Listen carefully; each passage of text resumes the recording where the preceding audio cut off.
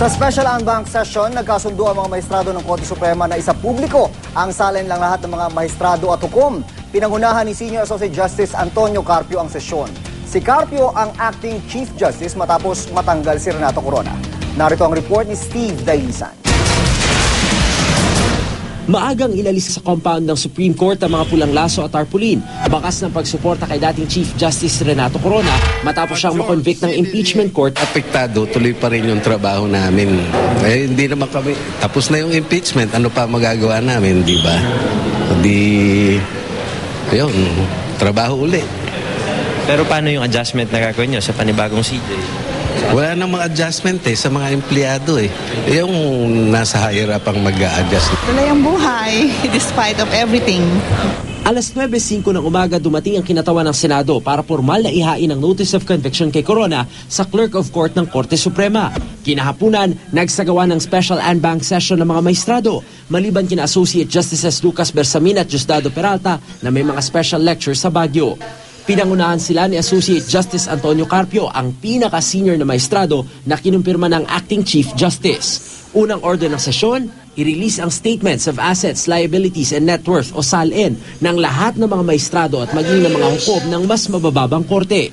Epektibo nitong pinawawalang bisa ang 1989 resolution na pumipigil sa pagsasapubliko ng mga SALN para maiwasan ang pangaharas sa mga opisyal ng hudikatura. It was the collective decision of the court for the release of the SALN in full, not summaries, in full.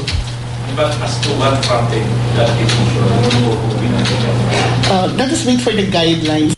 Dahil co-terminus o kasabay ng pagtatapos ng termino ni Corona si Attorney Maides Marquez, si Attorney Victoria Gloresti Guerra na muna ang tatayong acting spokesperson ng Korte Suprema. Gayunman, mananatili pa rin court administrator si Marquez. May 30 araw naman ang iba pang co-terminus staff ni Corona para maghanap ng ibang malilipatan.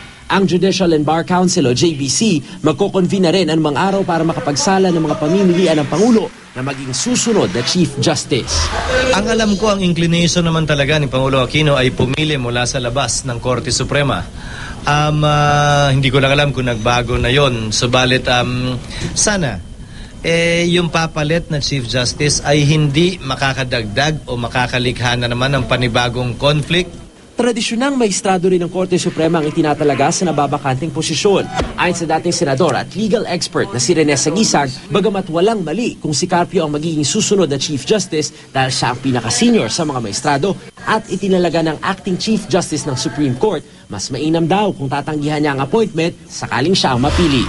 Napakagandang gesture kung sasabihin ni Tony, much as I would like, pero I don't want to add to the divisiveness. I want to add to reconciliation and harmony. If nominated, I will not accept. Lumutang din ang pangalan ni Senator Franklin Drilon bilang isa sa mga posibleng italaga. Pero sinabi na niyang hindi siya interesadong maging Chief Justice. Hindi po ako interesado sa pwesto ng CJ. Tatapusin ko po ang aking termino dito sa Senado. Mas exciting ang trabaho rito. Para sa unang balita, Steve Dailisan reporting.